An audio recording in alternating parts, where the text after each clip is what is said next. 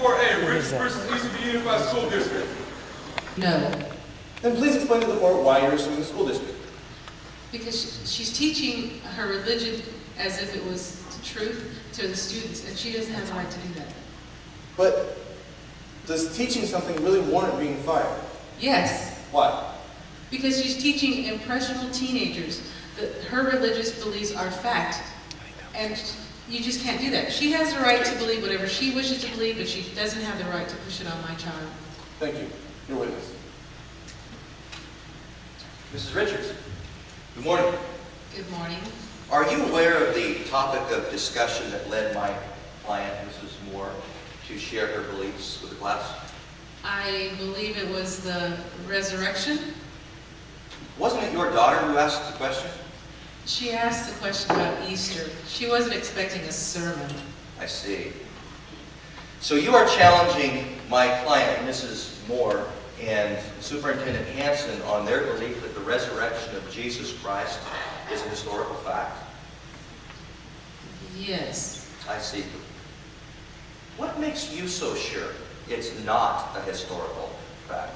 It's just not scientifically possible. But things happen all the time that defy scientific explanation. You dismiss all of those equally? No, I consider all the possibilities and I choose the one that makes the most reasonable explanation. I see. So you choose the one that makes the most sense logically. Yes. No further questions? Mr. Call your next witness. I'd like to call Dr. Greg Fox to the stand.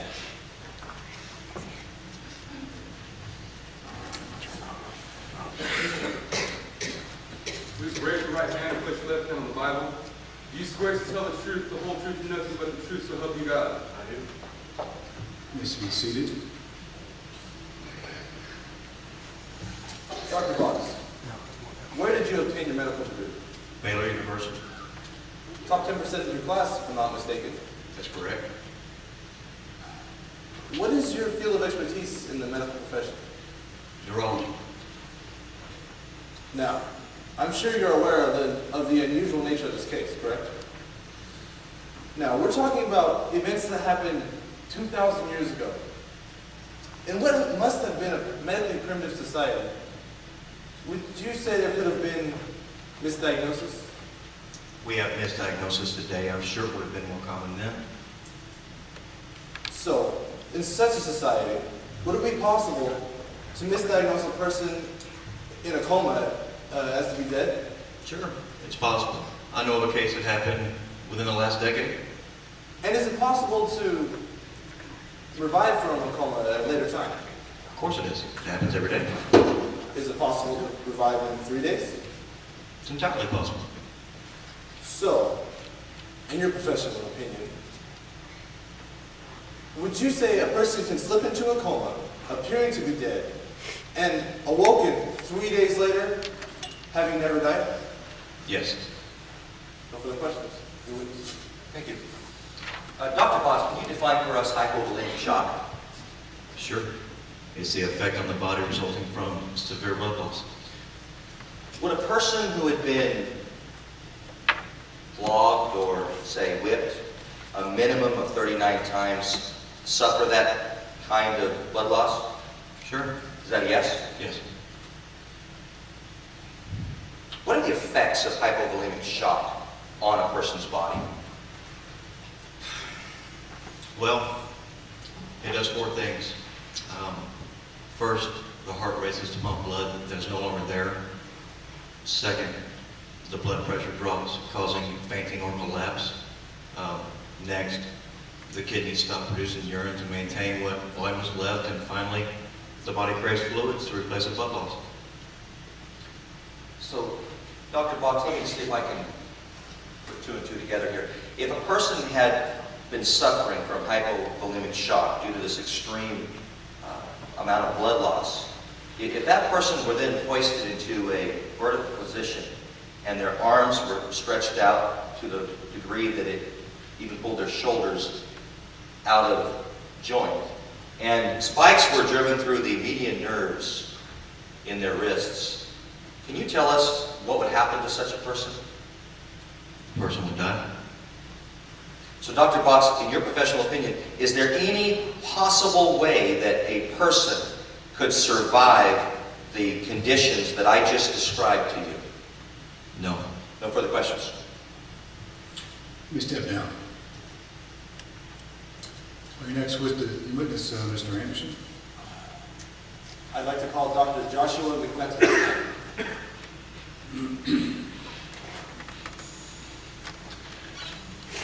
Just raise your right hand and place your left hand on the Bible.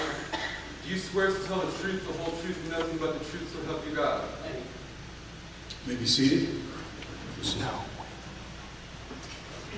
Doctor, what is your profession? I'm a clinical psychologist specializing in sociological disorders. Your services are often called upon by the Federal Bureau of Investigation, if I'm not mistaken. That's correct. And what does that entail? I'm called into situations involving collective delusion and mass hysteria. Could you define those terms for us, Doctor? Certainly. Collective delusion is the spontaneous and rapid spread of false or exaggerated beliefs within a given population. Mass hysteria is similar, however, it is pathological in nature. Meaning? It manifests itself in physical symptoms, such as headaches, dizziness, vomiting. Collective delusion is non-pathological. So collective delusion has no physical symptoms? Not typically, no. What could bring on a collective delusion? Could be mass media, rumors, cultural beliefs, stereotypes, extraordinary anxiety or excitement, social and political context, reinforcing actions by authorities such as politicians or institutions of social control such as the military or police. So, if a group of people who have been living together for, say, 3 years, suddenly have their leader falsely accused, tried, convicted, and executed, all within one day, could that bring on a collective delusion? Without knowing all the particulars of the case, I would say it's definitely plausible. What type of collective delusion do you think that group would suffer? Well, a typical delusion under those circumstances would be either a conspiracy theory run wild, or perhaps even believing that their leader had returned, to them seeing his image everywhere like a ghost. Well, could the group go so far? Could they suffer a delusion so bad that they could see their leader everywhere, not as a ghost, but actually believe it's his resurrected body? Certainly. Your witness. Dr. McDudd, is that right? Sir. Sir, would you mind reading this encyclopedic description of collective delusion for the court? When psychologists talk about mass delusion, they are not referring to pathological delusion, which results from mental illness, but about the temporary spread of false beliefs within a given population.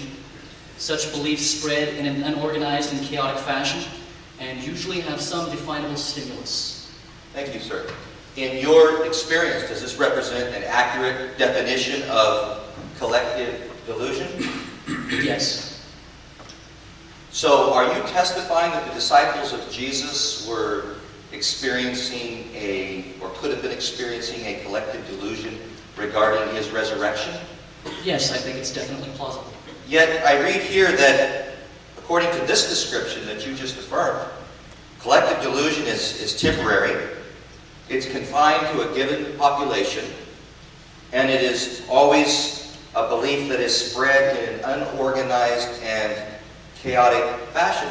If the disciples were suffering from collective delusion, then their belief in the resurrection should have never even have left Judea. I mean, if they were suffering from collective delusion, then I would think that that belief in the resurrection should have died out with them. I mean, if they were suffering from collective delusion, why are we standing here talking about it today, 2 millennia later? Objection. Sustained. Mr. Mason, allow the witness to answer the questions. Certainly, Your Honor. Dr. Patek, if the disciples were suffering from collective delusion, as you read earlier, then how do you account for the fact that their belief in the resurrection has been anything but temporary, anything but confined to a given people group, and certainly anything but chaotic and unorganized? Well, every case is different, and there are always circumstances that affect the outcome.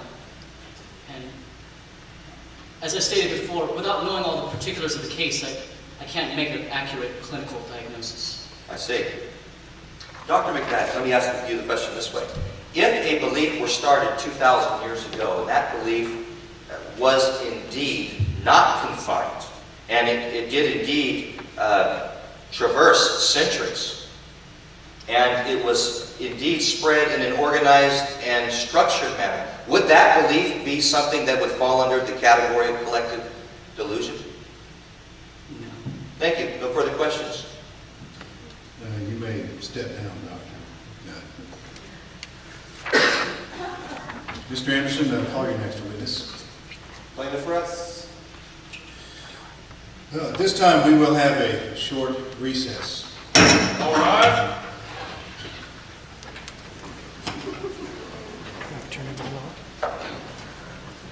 Is it on? Check the bottom, is it on?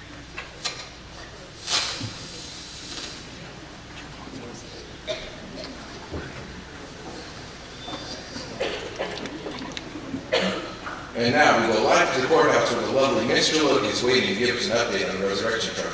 Cassie May, Good morning, Dan. how are things shaking out with the trial? Well, Dan, I think this case is one for the history books. All kinds of facts are coming to light concerning the resurrection, and they certainly got the thinking.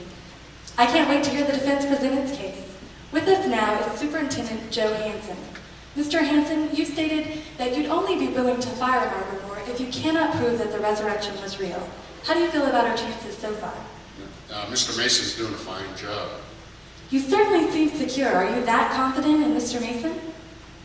I'm so confident in the truth that if we don't convince this jury of the death, burial, and resurrection of Jesus Christ, I'll not only terminate Mrs. Moore, I'll resign my position as superintendent. Well, you heard it here first. This is Cassie May reporting live for KJIA News from Calvary County Courthouse. Back to you in the studio, Dan. We will continue to give updates as the case develops, but for now, this is Dan Did You Catch It, signing off.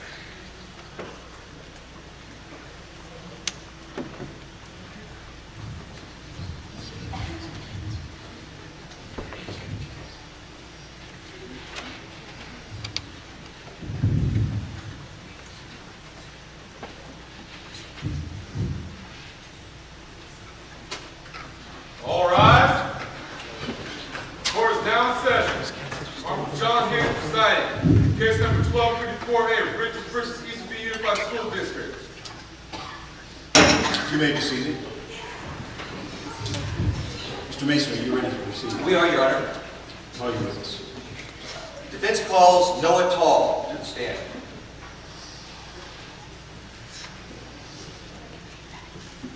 Please raise your right hand and place your left hand on the Bible. Do you swear to tell the truth, the whole truth, and nothing but the truth, so help you God? You may be seated. Good morning, Mr. Tall. Good morning. Would you state your profession for the record? I am a paralegal research specialist working for Greenleaf Publishing. As in Dr. Simon Greenleaf, Royal Professor of Law at Harvard University? And author of the famous legal volume titled A Treatise on the Law of Evidence. Our company prints thousands of those a year, as well as other legal textbooks and resources, professional journals, that sort of thing. Mr. Tall, according to these textbooks and journals and periodicals that are put out by your firm, what constitutes evidence? Evidence is proof or testimony submitted in court to determine the truth of alleged facts. What kind of proof or testimony makes a case? Ideally, physical evidence or an eyewitness account. Well, in the absence of physical evidence, how many eyewitnesses? The more the merrier.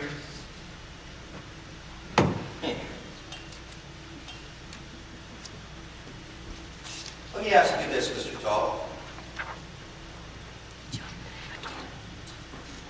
would you say that one eyewitness is all you need? Yeah. What if you had 10 eyewitnesses? In a criminal case, a conviction is guaranteed. What about 100 witnesses? Major overkill. So are you saying that the facts of a case would not even be in question with that number of witnesses?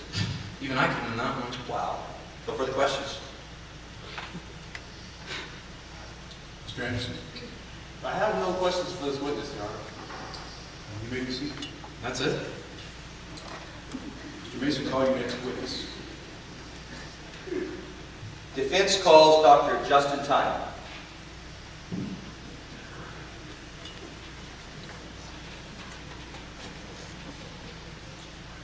Please raise your right hand and place your left hand on the Bible. Do you swear to tell the truth, the whole truth, and nothing but the truth, so help you God? I do. You may be seated. Dr. Time, if you would allow me, I would like to list your credentials for the court's benefit. I see that you received a master's degree in ancient history of the Near East and historical literature from Princeton University. I also see that you received doctorates in archaeology and sociology of ancient civilizations from Cambridge University. You also served as research associate of the W.F. Albright Institute of Archaeological Research in Jerusalem. And while serving at the Albright Institute, you published articles on your findings in the Mediterranean region in such respected publications as the National Geographic and the Smithsonian, as well as a number of other various academic journals. I also see you went on to write 3 different textbooks on subjects including archaeological evidence and manners and customs of the Roman Empire, as well as published several books on the development of technology in early civilizations and the reliability of historical documentation as evidence, and the best-selling Ancient History for Dummies. I see also that you're currently serving as head of ancient history and archaeological research at UC Berkeley, and you hold current membership in both the Near East Archaeological Society and the American Association for the Preservation of History. Your Honor, As well, the plaintiff stipulates that Dr. Time is an expert in this field. Thank you, Counselor. Proceed with your question. yes, Your Honor. Dr. Time, could you please describe to the court a Roman crucifixion of the 1st century A.D.? Well, it usually began with a severe beating of the criminal, using such tools of tortures as metal rods, cat of nine tails. Cat of nine tails was 9 strips of leather braided together with shards of bone and metal balls in them, which caused bruising and tearing the flesh. Usually the typical beating was 39 stripes. Though often it exceeded that. If the criminal survived the beating, he was then made or forced to carry a crossbeam called a patibulum to the execution site outside of the city. There he would be fastened to this patibulum weighing 150 pounds. He could make it that far. He would be bound to that patibulum by either ropes or spikes through the hands, usually about 5 to 7 inches long. Then that patibulum would be raised up on and mounted on what is called a pole or stipe. His feet were then fastened to the stipe by either ropes or by nailing them. That would allow the criminal to lift himself up so he could breathe. As he became exhausted, he would then suffocate and die. Could be hours or days, depending upon the severity of the beating beforehand. Wow. Dr. Time, is there reliable historical evidence that Jesus Christ of Nazareth died in such a manner?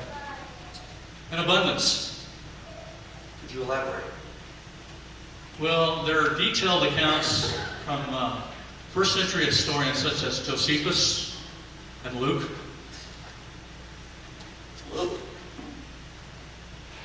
Luke, is it the Gospel of Luke?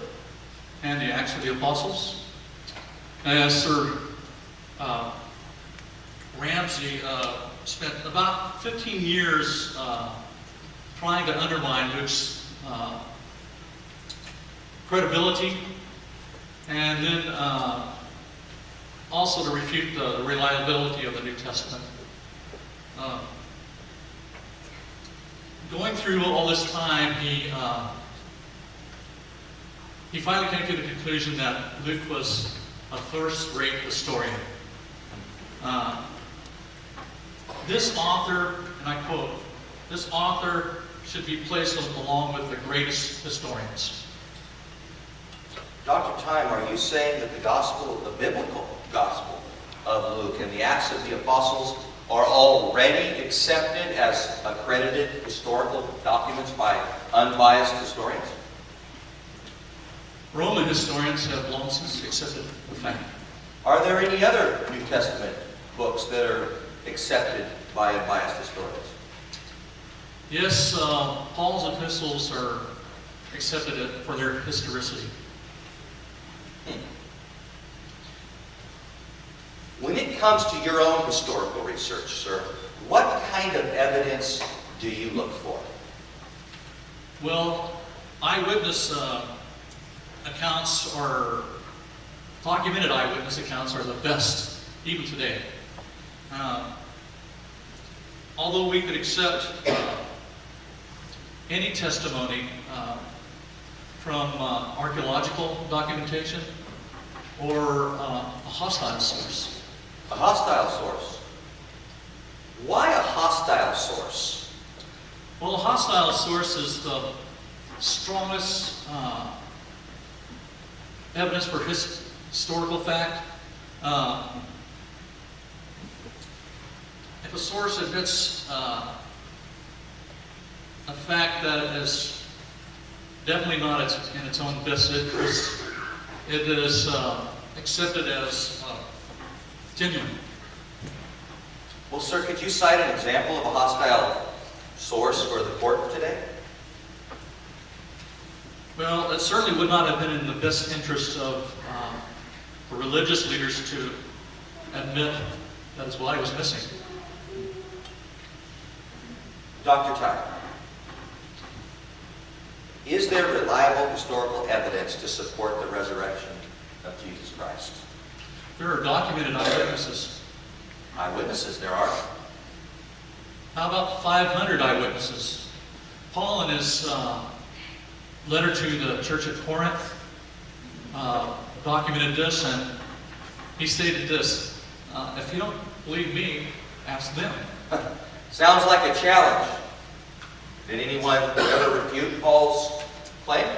Not to my knowledge. Not even the Jewish leaders? No, they didn't even refute the empty tomb. Huh. Dr. Tyler, in your professional opinion, is the resurrection of Jesus Christ a historical fact? Yes. Thank you, sir. No further questions.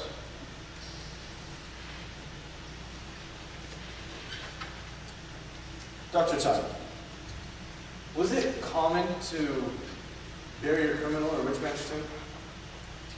No, typically they were left on a cross to be eaten by either the birds or wild animals. Although they were then cast into a common grave.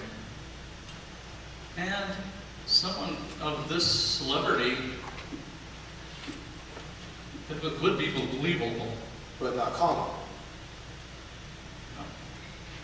Supposedly, the Jewish leaders bribed the guards to say that the disciples stole the body of Jesus, correct? Yes. But isn't it possible that the disciples really did steal the body?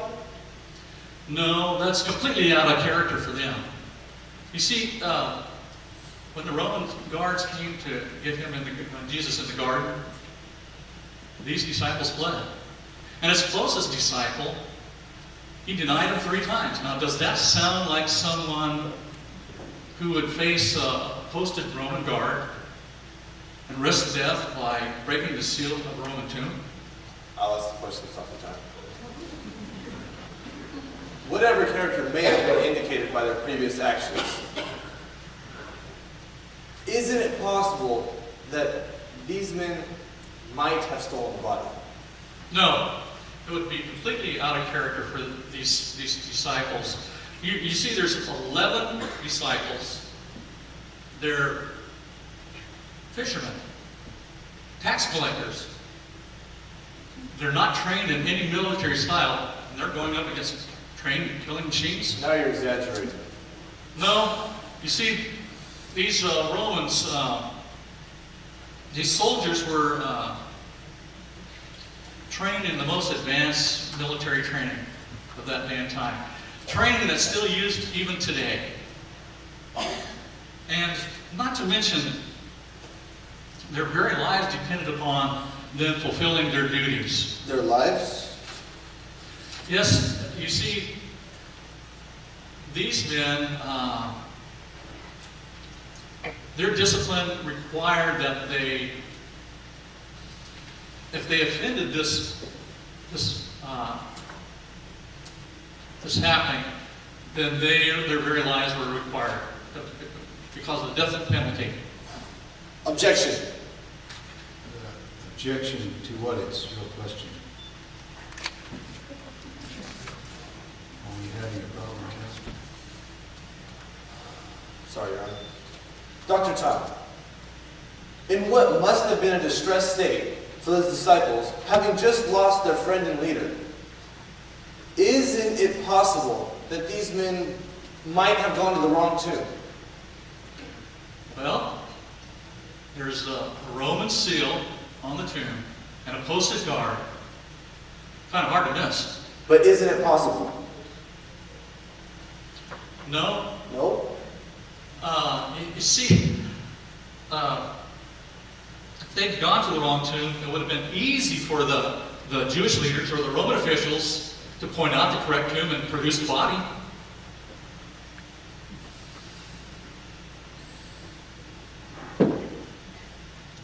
One last question, Dr. Time.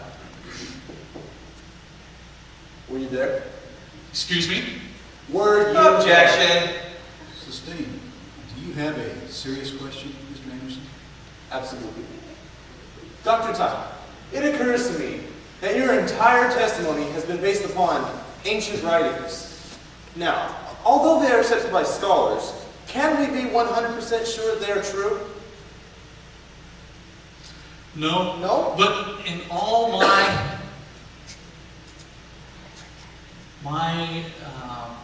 training and all my years of analysis, I've never seen any other incidents that is better or more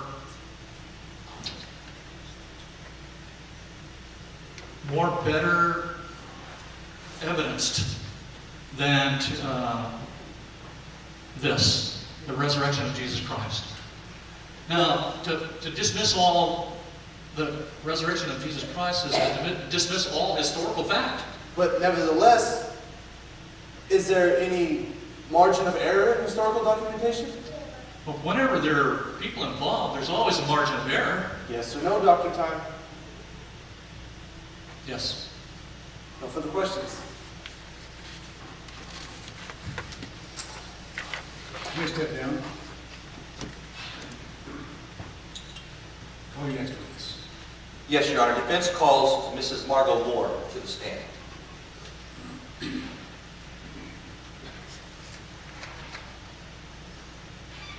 Please raise your right hand and place your left hand on the Bible. Do you swear to tell the truth, the whole truth, and nothing but the truth, so help you God? You may be seated. Good morning, Mrs. Moore. Good morning, Mr. Mason. Mrs. Moore, could you state your profession for the record? I'm a teacher. What subject do you teach? I teach world history at Jackson High School. Mrs. Moore, what could your students expect to hear or learn on a given day in your classroom? It could be anything in history. The curriculum only requires that we teach a few specific areas. Such as? Anything from the fall of the Roman Empire to the Renaissance to the World Wars to the fall of the USSR.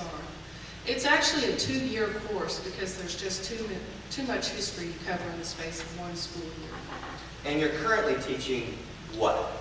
My juniors have just finished the Korean War while my sophomores are studying the Spanish Inquisition. That's a broad range. Mrs. Moore, could you tell us why we're here today? What happened on the day in question that led to this moment in court? Well, one of my students, Emily Richards, asked why Easter was such a big deal.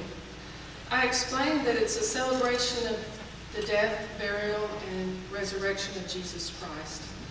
And one of my other students said it was just a myth, so I corrected her. You corrected her. Could you be a bit more specific? I said the resurrection is not a myth. And I assume that the discussion ended at that point. Actually, no. The student seemed surprised by my statement, so I explained further that the events documented in the Bible regarding the death, burial, and resurrection of Jesus Christ are as historically accurate as any other historical event documented from that time, if not more so. Historically accurate. Could you explain what you mean by that phrase? Well, there's not a lot of documentation from 2,000 years ago, and what little there is rarely complete. It's not like we have a library of books that we can, an ancient library of books that we can check facts against. What we research history from is mostly fragments. We piece together these fragments and we compare them to other fragments until we're able to see the big picture. Could you give us an example?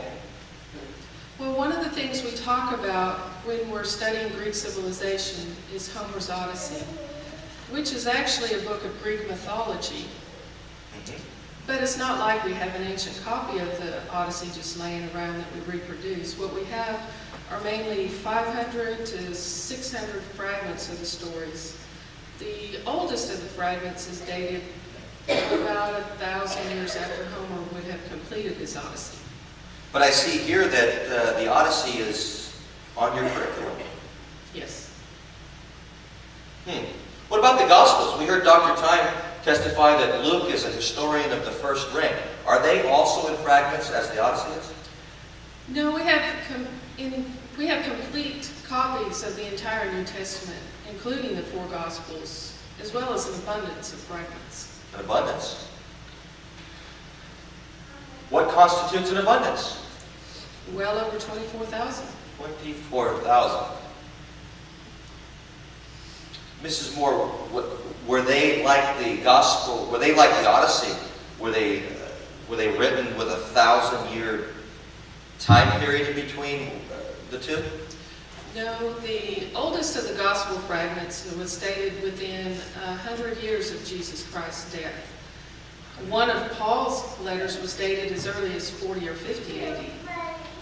40 or 50 AD versus 1,000 years. Mrs. Moore, do you stand by your belief that the resurrection of Jesus Christ is indeed a historical fact?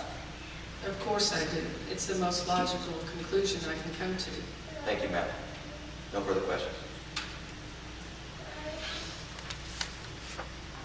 Mrs. Moore, what does separation of church and state mean to you? Then neither one controls the other. As a history teacher, why do you think that this was such an issue to our founding fathers? Because they were trying to leave behind a government that would only allow for its own religious belief system. So don't you think that presenting your personal convictions as fact to your students limits your students to making their own personal convictions? Well, if we're talking about historical facts, then it's not a matter of religious conviction. That's for the jury to decide. No further questions. Please stand down.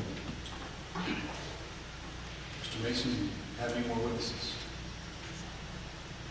No, Your Honor. That's right. Is counsel ready to prepare, make the final arguments? Yes, Your Honor. Proceed. Ladies and gentlemen of the jury, I'd like to appeal to your sense of urgency to this case. For you see, this case is not only about my client and her daughter. It's not about the money. Well, not completely anyways. It's about your children and my children.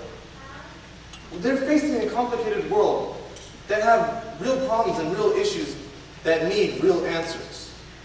We cannot afford to have their minds filled with fairy tales of men who rise from the dead and solve all of our problems.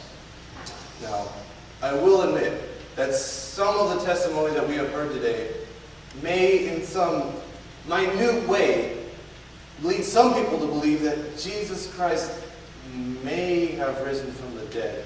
But no rational person would ever accept that. You see, how long are we going to allow right-wing, fundamental, conservative, religious fanatics such as this woman to continue to poison the minds of our children? Our grandparents may have needed the crutch of religion to help them hobble through their simple lives, but I say, let's throw away those crutches and let's stand on our own 2 feet. I call upon you, the jury, to make a rational decision. And about this resurrection story. Although evidence may suggest that this resurrection story might be true, please do your civic duty and fine for the plaintiff. Thank you. Mr. Mason. Ladies and gentlemen of the jury, opposing counsel has suggested that that this has been a case about religion, specifically a case involving a teacher, my client, Mrs. Moore, pushing her religious beliefs upon our children, I believe is a phrase used. This is not a case about religion. We're not here today to decide the merits of a particular religious denomination. That is something that you or I decide on a personal basis. What we are here to do today is to decide the facts behind those convictions. What we're here to do today is to determine whether or not the resurrection of Jesus Christ occurred. Opposing counsel has appealed to you to find in favor of the plaintiff on the grounds of what he termed rational? Rational. Rational. I may not be an expert on that definition, but I would assume that rational means to think according to the facts. Means to think clearly. Means to think honestly. Yet what he asks you and I to do is anything but rational. Anything but logical. He asks you to ignore the commonly and universally accepted laws of evidence that are used in courtrooms across this nation. Rules that explicitly state, as Dr. or Mr. Noah Tall shared with us earlier, rules that explicitly state that one eyewitness would suffice. 10 would be incredible, but hundreds would be overkill. In fact, I think he said even he could win that one. And we've heard testimony that there were not one eyewitness to the resurrection of Jesus Christ. There were not 10 eyewitnesses to the resurrection of Jesus Christ. There were not 100 eyewitnesses to the resurrection of Jesus Christ. There were over 500 witnesses to the resurrection of Jesus Christ.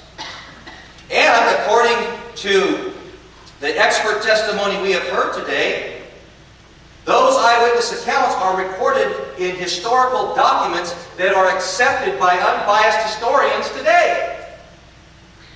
And as Dr. Time said, to throw that out would be to throw all history out. For they are as valid, if not more valid, than any other historical document we base our understanding of the past on today.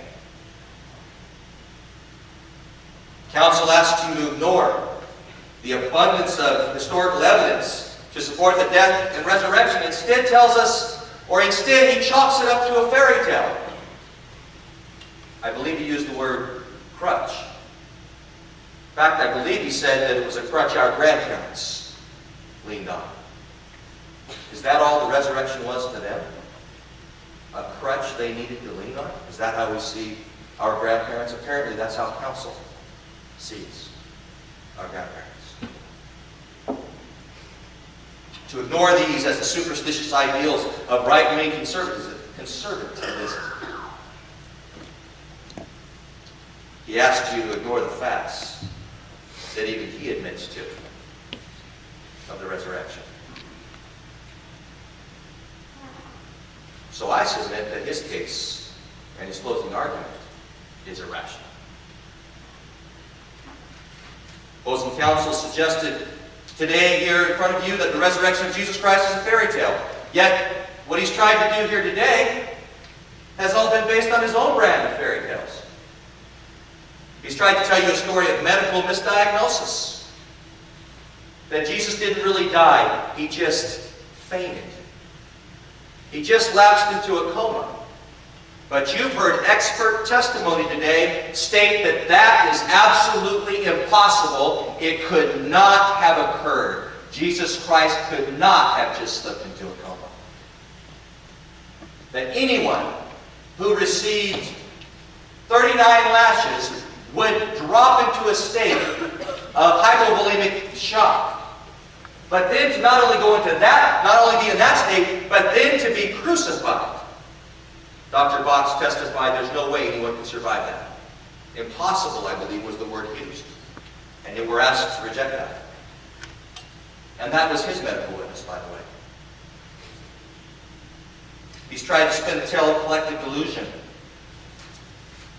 Yet his own expert psychological witness states that the belief of the resurrection that has been around for 2,000 years in no way, shape, or form fits the definition of collective delusion, or for that matter, mass hysteria.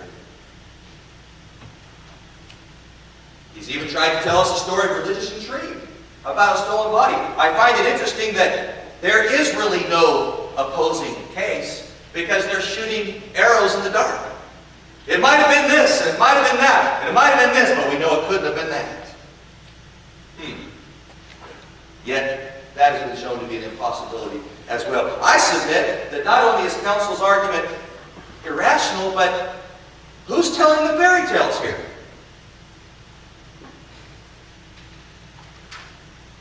So I do agree with opposing counsel on this point.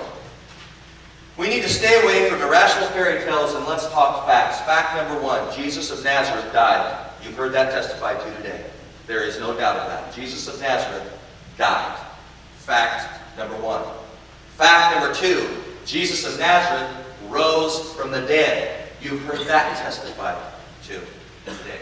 Fact number three, the resurrection of Jesus Christ is indeed a historical fact, and that is the issue we're deciding. And the only issue we're deciding today. So, I appeal to you. I appeal to you to find in favor of the defendant, Mrs. Moore. See, Mrs. Moore may be guilty of something today. But she's not guilty of teaching lies. She's guilty of teaching truth. Mrs. Moore wasn't trying to push her religious beliefs on the classroom.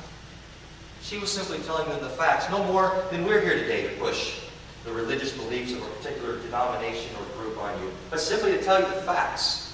What you do with the facts is your business. She may be guilty of something here today, but it's not telling a lie. What she's guilty of is having integrity as a teacher. Of teaching the whole truth. And not just those portions or parts of truth that someone or some group would tell us are worthy to be taught. She's guilty of anything here today. She's guilty of not practicing revisionist history. Not changing history later on because you feel differently about it. But still teaching it the way it actually occurred and letting the chips fall where they may. She's guilty of being a good teacher, an honest teacher to your children and my children. So I ask you today, find in her favor. She taught the resurrection of Jesus Christ as a historical fact. And we have seen beyond any question that the resurrection of Jesus Christ did in fact occur. Find in her favor. Ladies and gentlemen of the jury, this case is in your hands now. I would like to remind you that this is a very high-profile case and a very controversial case. And you must set aside any preconceived ideas, any temptation to react on emotional responses, and weigh strictly on the evidence that's been presented in this case. Many lives stand to be altered by the decision that you make today. Make that decision carefully. This court will stand in recess while the jury deliberates. All rise. Yeah, but it's gonna